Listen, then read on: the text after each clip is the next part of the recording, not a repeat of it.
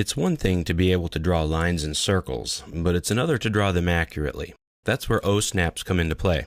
O-snaps are one of the key features in AutoCAD that will enable you to draw accurately and precisely. O-snap is short for object snap. They force you to automatically draw from a specific point on an object, or to an object, or draw to an object in a specific way. I just want to make sure that you get an introduction to them here, as well as some other methods of drafting. You're going to use O-snaps everywhere. In every way that you draw, you're going to need them, so you need to learn them. In fact, we've already shown you some of them, like endpoint, midpoint, and center of a circle. We're going to look at them in depth in a later section, but right now I want to make sure I tell you what they are so that when I try to use them even more throughout the rest of the video, you won't be confused or lost. This way you'll have a much better understanding of what they are and what they do.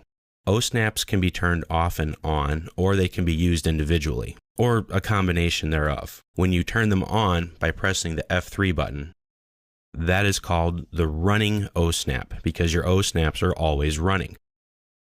If you look down at your status bar, when you toggle the O-snaps on and off, you'll see in the command line that it tells you that O-snaps off, O-snaps on.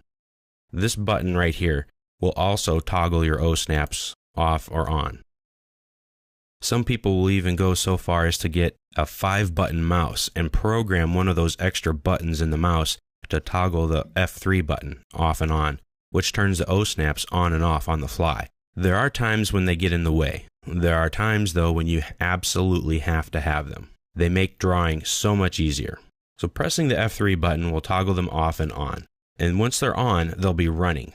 And when they're running, I mean like your refrigerator is running type of a thing. They're always on. So let's get a quick demonstration. You draw a line, or any other object for that matter, and you draw another line again. Now since my O-snaps are on, my running O-snaps, when I go to draw a line, I can automatically snap to the endpoint of that line. You see that green box? That's an O-snap glyph. Think hieroglyph. You know, like ancient Egyptians have hieroglyphics. Well, this glyph will tell you that that is a endpoint. You'll also get a word that says endpoint. That's if your dynamic input is on. If I turn that off by pressing either F12 or clicking on the status bar down here below, I get a little different indication. It's just the green box, and then it says endpoint. So sometimes you may want to turn that off. Now there are other O-snaps available to you besides endpoint. If you type in OS on the command line, press enter. This will open up your drafting settings dialog box. These are all of the object snaps that you have available to you. Whichever ones are checked on will be the ones that are functioning during your running O-snaps. You can select everything if you want, or you can turn them all off.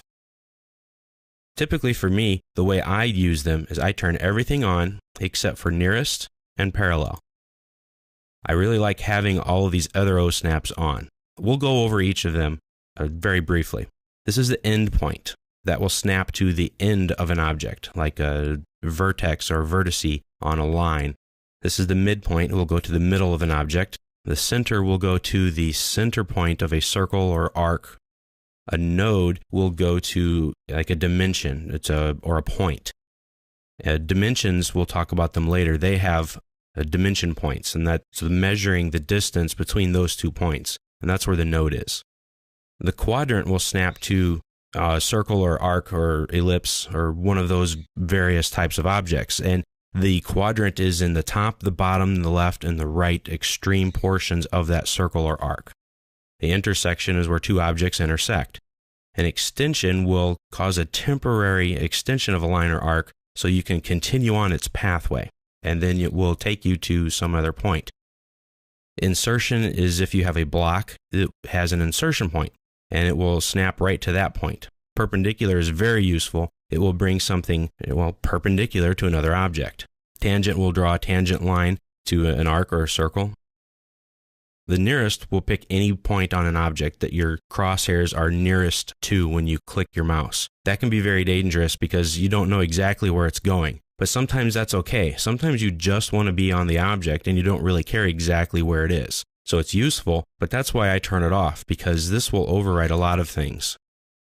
I'll show you later on. An apparent intersection is where two lines would intersect if they continued on, but maybe they've been broken or trimmed or something. And parallel can be difficult to use, but it will make a line, parallel to another object.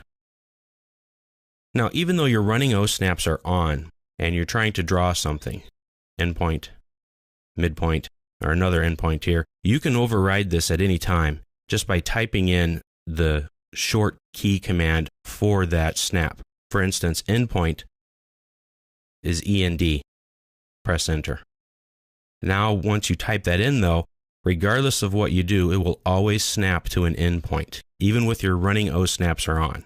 If you type in the wrong thing, just click somewhere arbitrarily. Your command is still going, but it clears that out.